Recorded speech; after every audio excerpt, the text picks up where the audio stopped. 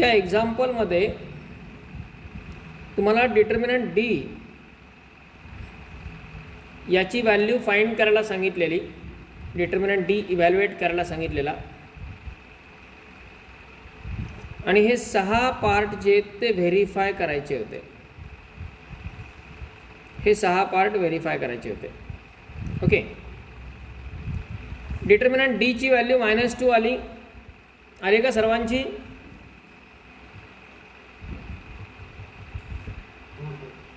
Yes. आणि ह्या सर्व 6 व्हॅल्यू झाल्या का -2? ही प्रत्येक व्हॅल्यू -2 आली का? हां, आली आहे?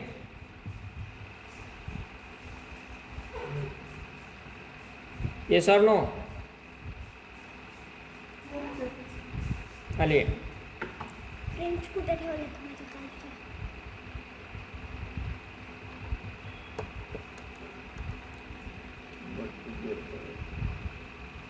बेडच्या पेशी होता जवळ ड्रॉवर जवळ.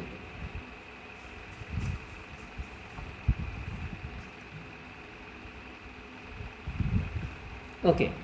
मग आता ही प्रत्येक व्हॅल्यू म्हणजे नेमकं काय रिप्रेझेंट करते? ही प्रत्येक व्हॅल्यू एक स्टँडर्ड रिझल्ट आहे.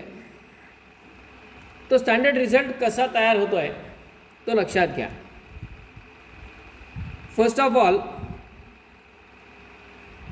या प्रत्येकाची व्हॅल्यू डिटर्मिनंटच्या व्हॅल्यू एवढीच येते. म्हणजे डिटर्मिनंट इव्हॅल्युएट करण्याच्या ह्या 6 मेथड आहेत. हे 6 रिझल्ट्स आहेत.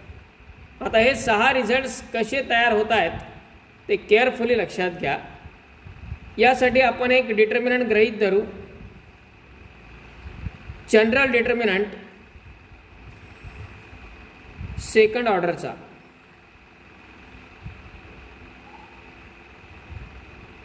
याचे एलिमेंट आपण घेतो A11,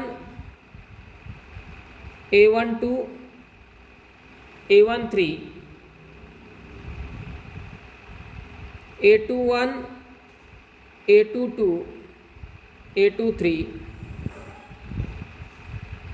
त्यानंतर A31,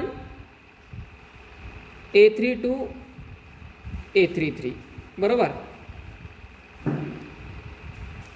हा एक डिटर्मिनंट आहे. सपोज यात प्रत्येक एलिमेंटचा कोफॅक्टर म्हणजे A11चा कोफॅक्टर असतो C11. बरोबर. तो A11चा कोफॅक्टर आपण लिहू C11, A12चा कोफॅक्टर लिहू C12,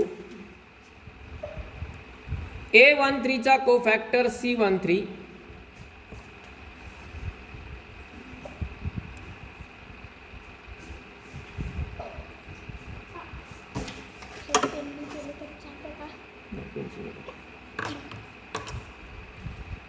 A21चा कोफॅक्टर C21, A22चा कोफॅक्टर C22,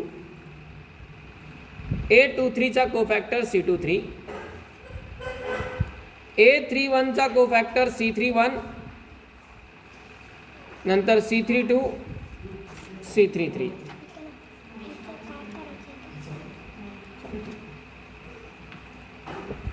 यामध्ये या प्रत्येक एलिमेंटचा कोफॅक्टर आपण इथे लिहिलाय. याचा कोफॅक्टर हाय A12चा कोफॅक्टर C12, A13चा कोफॅक्टर C13. ओके. मग आता हे 6 रिझल्ट्स कसे तयार झालेत? पहिला रिझल्ट हा जो फर्स्ट रो आहे त्या फर्स्ट रोच्या प्रत्येक एलिमेंटला, फर्स्ट रोच्या प्रत्येक एलिमेंटला त्याच्याच कोफॅक्टरनी मल्टिप्लाय करायचं. आणि सगळ्यांचं ॲडिशन करायचं. म्हणजे काय, A11 into C11, A11 into C11 plus A12 into C12, A12 into C12 आणि plus A13 into C13, A13 into C13. म्हणजे आपण काय केलंय, फर्स्ट रोच्या प्रत्येक एलिमेंटला त्याच्याच कोफॅक्टर्सनी, करस्पॉन्डिंग कोफॅक्टर्सनी मल्टिप्लाय केलं आणि सर्वांचं ॲडिशन केलं. रिझल्ट कसा तयार झाला हे लक्षात घ्या. आपल्याला प्रत्येक वेळी आपल्या समोर नेहमी या टर्म अशा दिलेल्या असतीलच असं नाही, आपल्याला त्या काही वेळा तयार पण कराव्या लागणार आहेत. ओके, त्या तयार पण कराव्या लागणार आहेत.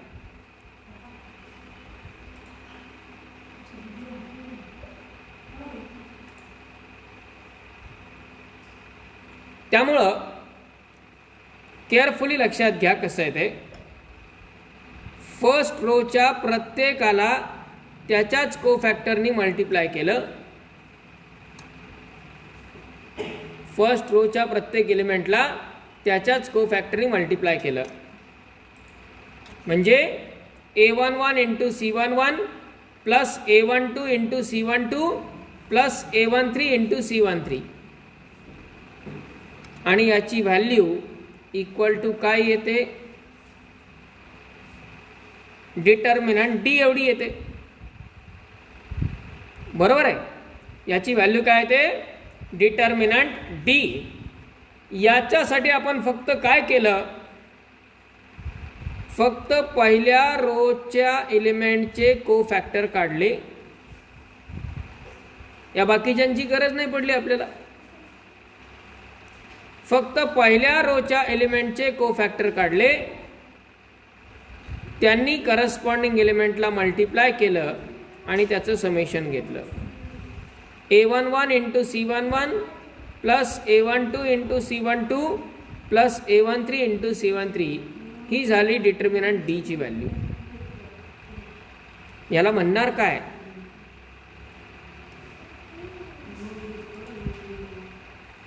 It is the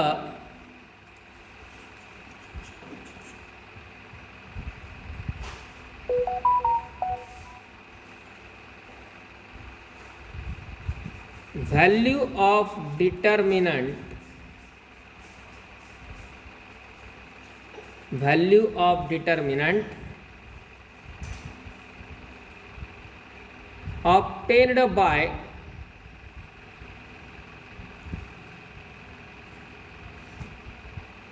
expanding it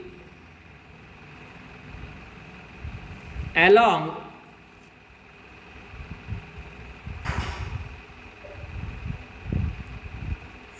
first row.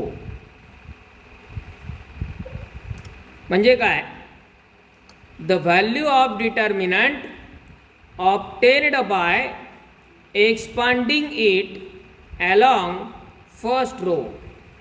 म्हणजे काही वेळा क्वेश्चन असा विचारला जाऊ शकतो, find the value of determinant by expanding it along first row. आणि अलॉंग फर्स्ट रो जर एक्सपांड केलं तर त्याची व्हॅल्यू काय येते,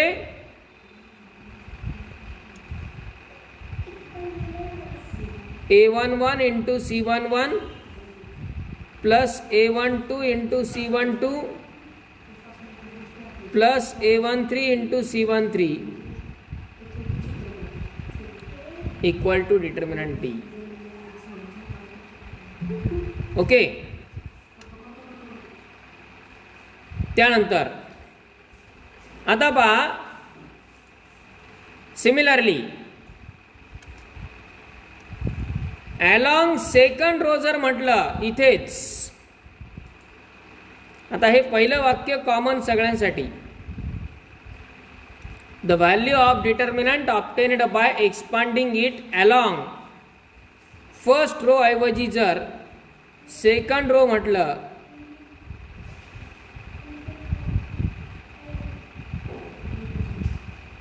तर याचा अर्थ काय, तर आपल्याला फक्त सेकंड रोचे एलिमेंट आणि त्याचे करस्पॉन्डिंग को फॅक्टर विचारात घ्यायचेत. सेकंड रोचे एलिमेंट आणि त्याचे को फॅक्टर विचारात घ्यायचेत. म्हणजे काय, A21 into C21 plus A22 into C22 आणि प्लस A23 इंटू C23. बरोबर. काय रिझल्ट तयार होतोय, A21 into C21 plus A22 into C22 plus A23 into C23 equal to D.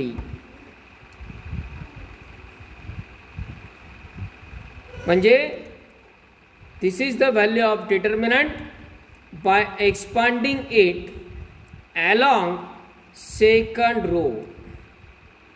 मग याला फक्त सेकंड रो आणि सेकंड रोचेच एलिमेंटचे को फॅक्टर एवढेच कामाचे, बाकीच्यांची गरज नाही. आपला जर एकच व्हॅल्यू विचारली तर हे सगळे को फॅक्टर काढण्याची गरज नाही आहे. म्हणजे डिटर्मिनंट इव्हॅल्युएट करण्याच्या ह्या 6 मेथड असणार आहेत. ही पहिली मेथड झाली, ही दुसरी method.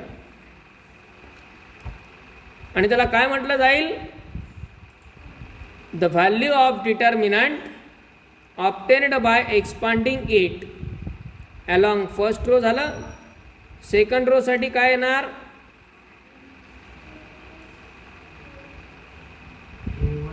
A21 into C21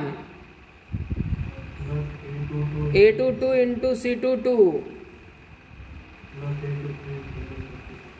equal to D. मग आता तुम्ही मला अलॉंग थर्ड रोचा रिझल्ट काय होईल तो सांगायचा आहे. अलॉंग थर्ड रोचा रिझल्ट काय होईल,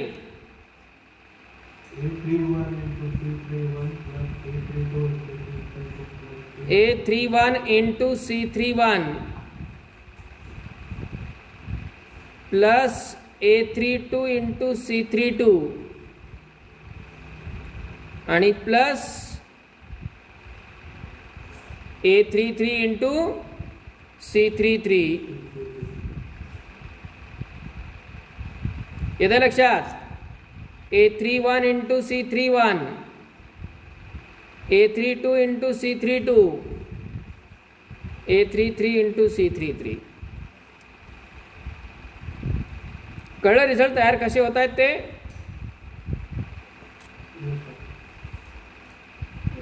so the value of determinant by expanding along third row जर म्हटलं तर त्याची व्हॅल्यू येईल A31 into C31 plus A32 into C32 आणि plus A33 into C33. That is also determinant D. त्यानंतर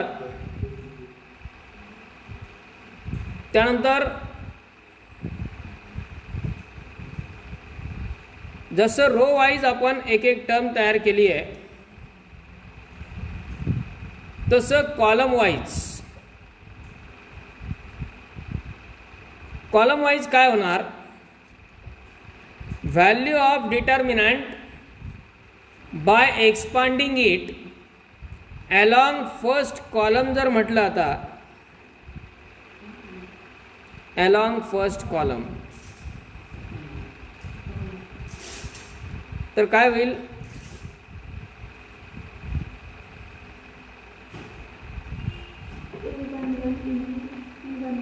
yes correct. A11 into C11 A21 into C21 plus A31 into C31. हा पहिला column. Sir तुम्ही screen येत नाही.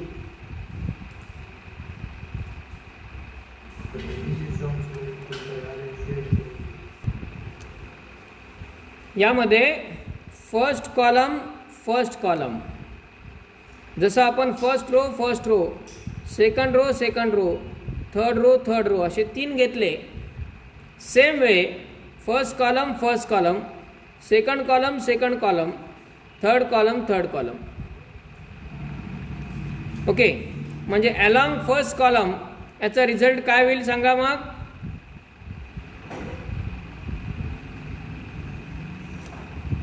Along first column तो आपण इथेच लिहू शकतो.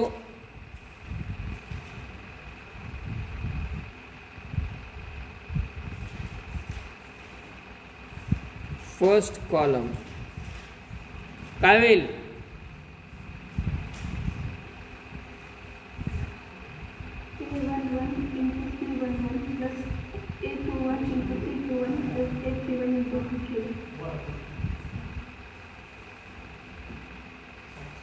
A11 C11 plus A21 C21 plus A31 C31, that is also D.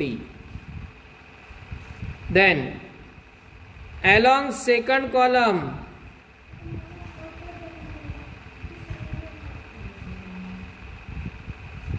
काय होईल बरं. along second column A21 into C21 plus A22 into C2 plus A12 into C12 बरोबर आहे का. no sir into C2 A12 second column म्हटलंय. Second column म्हटलंय. हाँ sir. A12 into C12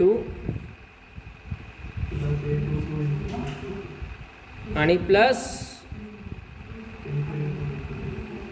A32 into C32 along second column झाला. आणि along third column काय होईल. A13 into C13 plus A23 into C23 plus A33 into C33. That is determinant T. म्हणजे या 6 प्रकारे आपण डिटर्मिनंट फाइंड करू शकतो. Find the value of determinant by expanding it along. आता डिस्क्रिप्टिव्ह क्वेश्चनमध्ये काय करतात. डिस्क्रिप्टिव्ह क्वेश्चनमध्ये यातल्या कुठल्याही 1 किंवा 2 प्रकारे विचारतात. म्हणजे find the value of determinant by expanding it along second column म्हटलं तर आपल्याला ह्या रिझल्टनी व्हॅल्यू फाइंड करावं लागेल. व्हॅल्यू सगळ्यांची सेमच येणार आहे, पण डिस्क्रिप्टिव्हमध्ये आपण कुठल्या रिझल्टचा वापर करतोय. हा रिझल्ट आपला दिलेला नसेल तशा टाईपच्या क्वेश्चनमध्ये फक्त एवढंच म्हटलं असेल अलॉंग सेकंड कॉलम किंवा अलॉंग थर्ड रो किंवा अलॉंग फर्स्ट रो, कुठल्याही 1-2 व्हॅल्यू विचारल्या जातात. Okay, so write down this.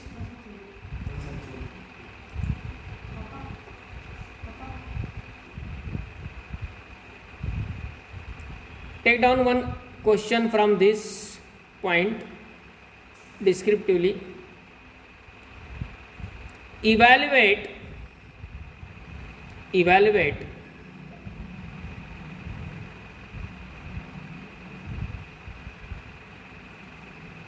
the determinant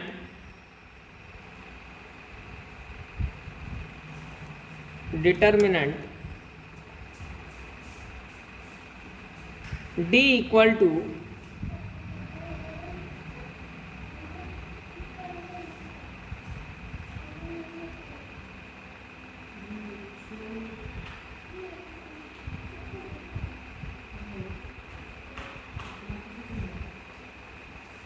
हा डिटर्मिनंट दिलेला आहे 4 - 3 7 2 1 3 5 - 2 6. By expanding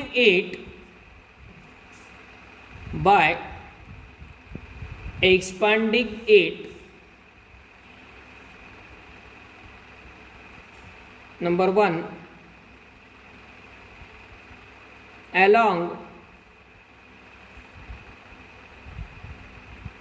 second row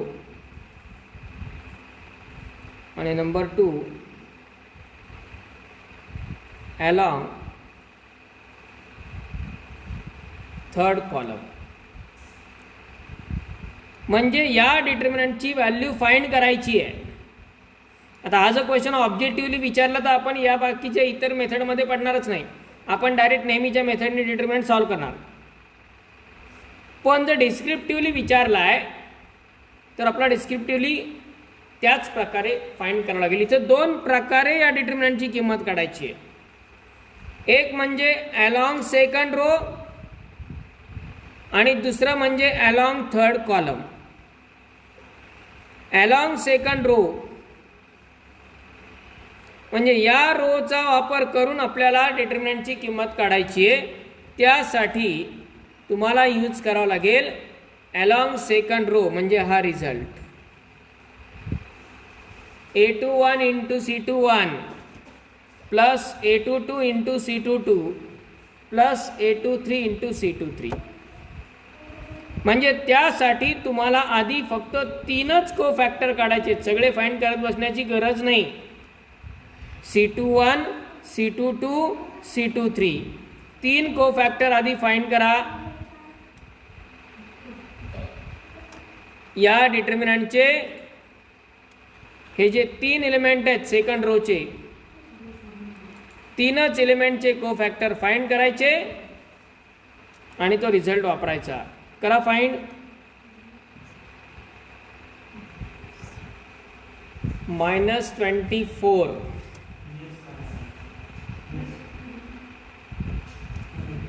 along second row आणि अलॉंग थर्ड कॉलम पण तेवढीच येते का व्हॅल्यू बघा.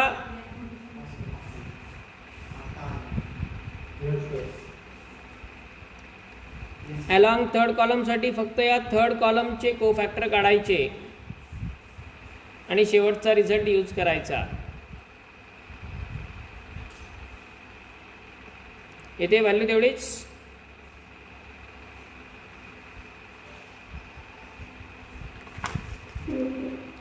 ओके तिला हे रस का करायचं थांब थांब. तिला करायचं.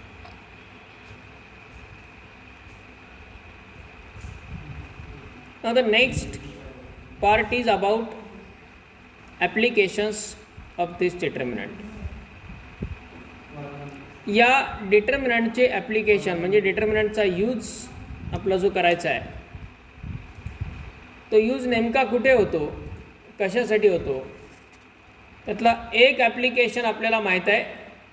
इवन त्या ॲप्लिकेशनसाठीच आपण इनिशियली हा डिटर्मिनंट स्टडी केलेला होता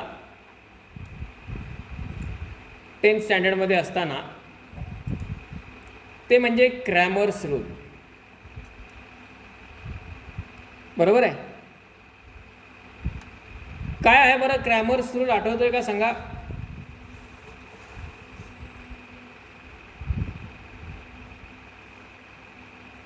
what is Cramer's rule.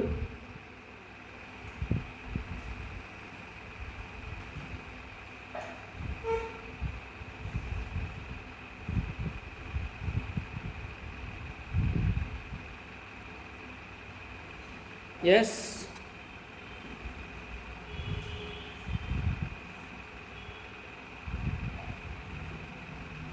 Cramer's rule आठवतोय.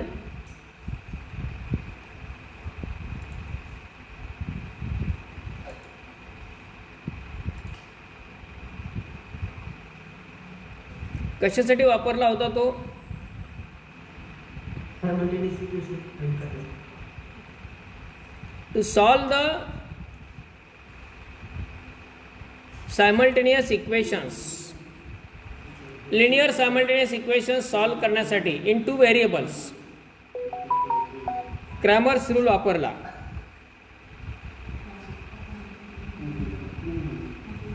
त्यावेळी फक्त 2 व्हेरिएबल्सचा वापरला, कारण सेकंड ऑर्डरचा डिटर्मिनंट फक्त आपल्याला इव्हॅल्युएट करता येत होता. आता आपण थर्ड ऑर्डरचा डिटर्मिनंट पण इव्हॅल्युएट करू शकतो.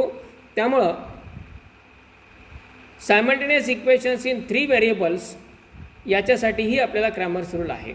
पण आधी आपण सेकंड ऑर्डरचा म्हणजेच 2 व्हेरिएबल्ससाठी असलेला जो क्रॅमर्स रूल आहे, काय रूल तो?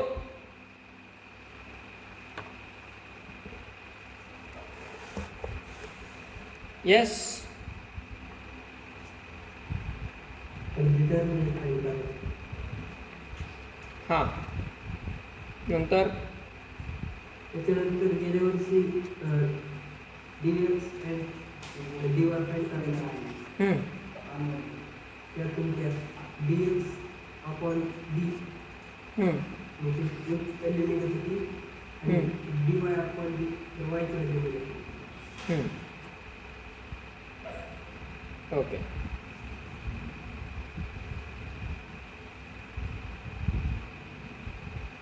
For example, x plus y is equal to -1 and 3x plus 2y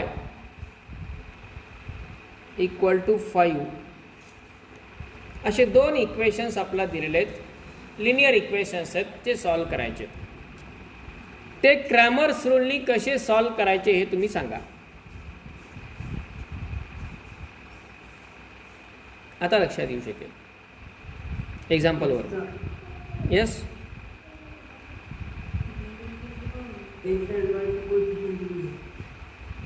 x आणि वायचे कोएफिशियंट लिहायचे. कसे लिहायचे? हां, ओके, करेक्ट. Okay okay. हां, नंतर हां,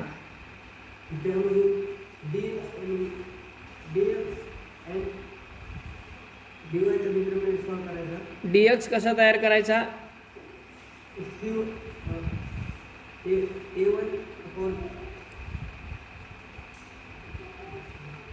बरोबर आहे, बरोबर, करेक्ट आहे. Go on. a1 आपण d1 आपण आणि c1 आपण c1 घेतो. त्याचा डिटर्मिनंट सॉल्व करायचा. तो dx आपण डिटर्मिनंट सॉल्व आहे, तो dx करायचं आन्सर x. ओके. वायचं पण तसंच. ओके.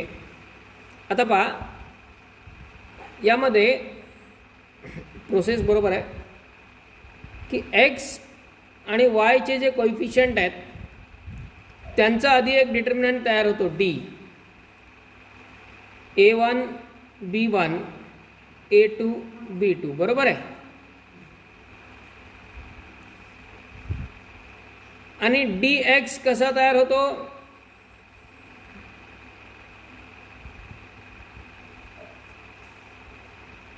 a1 म्हणजे एक्सचा कोएफिशियंट, b1 म्हणजे हा वायचा कोएफिशियंट, a2 म्हणजे या एक्सचा कोएफिशियंट, b2 म्हणजे या वायचा कोएफिशियंट, बरोबर आहे. a1 b1 a2 b2. नंतर dx कसा तयार करता तुम्ही?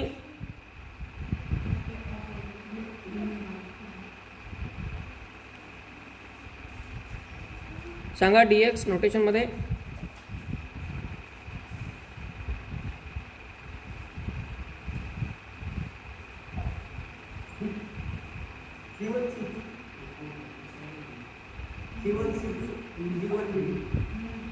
C1 C2 B1 B2, बरोबर आहे का? आणि dy कसा तयार करायचा? a1 a2 c1 c2. a1 a2 c1 c2, बरोबर आहे. आता यामध्ये यावेळेस थोडंसं मॉडिफिकेशन करायचं आहे आपल्याला. हे जे कॉन्स्टंट आहेत a1 b1 c1 a2 b2 c2 याच्यातून थोडंसं बाहेर यायचं आहे. आणि डिटर्मिनंट हेच तयार होणार आहेत, फक्त त्याला कन्सेप्च्युअली तयार करायचं. कन्सेप्च्युअली कसं की हे दोन इक्वेशन या स्टँडर्ड फॉर्ममध्येच पाहिजेत. म्हणजे एक्स वाय राईट साईडला कॉन्स्टंट, एक्स वाय राईट साईडला कॉन्स्टंट, म्हणजे इकडं एक्स खाली एक्स, वाय खाली वाय. हे सगळं A1 B1 A2 B2चं सगळं आपण कॅन्सल करून टाकणार आहेत काम, पण रिझल्ट तेच मिळणार आपल्याला. म्हणजे काय करायचं, पहिल्यांदा पहा, पहिल्यांदा आपला तयार करावं लागेल determinant D. This is the determinant of coefficients. कोइफिशियंटचा डिटर्मिनंट म्हणजे काय, तर एक्स आणि वायचे कोइफिशियंट लिहायचेत याच क्रमाने. म्हणजे पहिल्यांदा या एक्सचा कोइफिशियंट किती आहे, 1, तो इथं 1 येईल. वायचा कोइफिशियंट किती आहे, 1. एक रो म्हणजे एक इक्वेशन, एक रो म्हणजे एक इक्वेशन, आणि एक कॉलम म्हणजे एक व्हेरिएबल, हे लक्षात ठेवा. म्हणजे आता दुसऱ्या रोला लिहित असताना एक्सच्या कोइफिशियंटच्या खाली एक्सचा यायला पाहिजे आणि वायच्या कोइफिशियंटच्या खाली वायचा कोइफिशियंट यायला पाहिजे. म्हणजे दुसऱ्या इक्वेशनमध्ये एक्सचा कोइफिशियंट काय, 3, वायचा कोइफिशियंट, बरोबर. हा झाला डिटर्मिनंट डी. तो आपण सॉल्व करू शकतो. काय येईल त्याची व्हॅल्यू, येस, 2 - 3 म्हणजे -1. ओके. आता आपल्याला तयार करायचा आहे dx. तो dx कसा तयार होतो हे A1 B1 A2 B2 वगैरे विचारात न घेता काय करायचं आहे पहा, आपण C1 C2 लिहिला A1 A2च्या जागी आणि B1 B2 तसाच ठेवला. म्हणजे काय केलं, या डिटर्मिनंट डी मध्येच एक्सच्या कोइफिशियंटचा जो हा कॉलम आहे, एक्सच्या कोइफिशियंटचा जो कॉलम आहे तो कॉलम काढून टाका आणि त्याच्या जागी हा कॉन्स्टंटचा कॉलम लिहा. म्हणजे जर आपण तयार केला डिटर्मिनंट dx तर तो काय होईल, एक्सच्या कोइफिशियंटचा कॉलम काढून टाकायचा, त्या जागी कॉन्स्टंटचा कॉलम लिहायचा. म्हणजे काय, -1 5. आणि वायच्या कोइफिशियंटचा कॉलम मात्र ॲज इट इज ठेवायचा 1 2.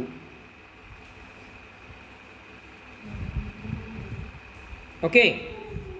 डिटर्मिनंट डी, त्याच्यातला एक्सच्या कोइफिशियंटचा कॉलम काढून टाकायचा 1 3, त्या जागी कॉन्स्टंटचा कॉलम लिहिला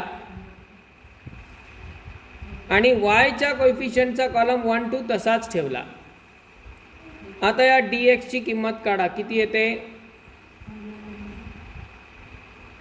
-2 - 5 म्हणजे -7, बरोबर आहे. आणि सिमिलरली dy कसा फाइंड करायचा, तर याच d मध्ये आता एक्सचा कॉलम तसाच ठेवायचा,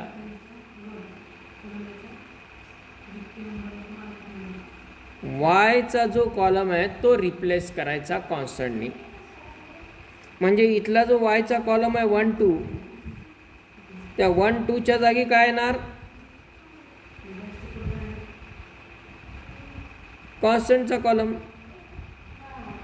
म्हणजे dy =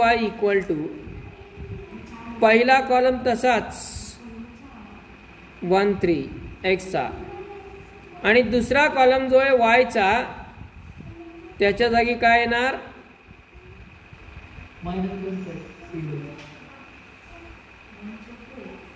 आणि मग डिटर्मिनंटची व्हॅल्यू 5 + 3 = 8. बरोबर आहे. प्रोसेस तीच आहे, ती थोडी वेगळ्या प्रकारे का सांगितली, कारण आपल्याला आता हे 2 व्हेरिएबलमधले नाही सॉल्व करायचे, 3 मधले सॉल्व करायचे. मग तिथं हे A1 B1 C1 D1 एवढं खूप मोठं नाही वाढवत बसायचं काम. तिथं लॉजिक वापरायचं आहे, नेमकं काय घडलंय. डिटर्मिनंट डी जो आहे तो कोइफिशियंटचा आहे. dx तयार करत असताना एक्सचा कॉलम रिप्लेस करायचा कॉन्स्टंटनी आणि dy तयार करत असताना yचा कॉलम रिप्लेस करायचा कॉन्स्टंटनी. आणि याच्या नंतर असतो शेवटी तो म्हणजे Cramer's rule. By Cramer's rule. Cramer's रूलनुसार x = असतो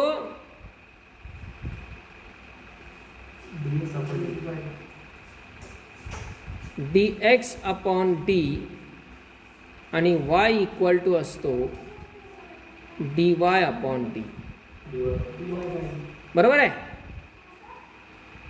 म्हणजे x = dx किती -7 अपॉन d -7 अपॉन -1 म्हणजे आणि y = dy किती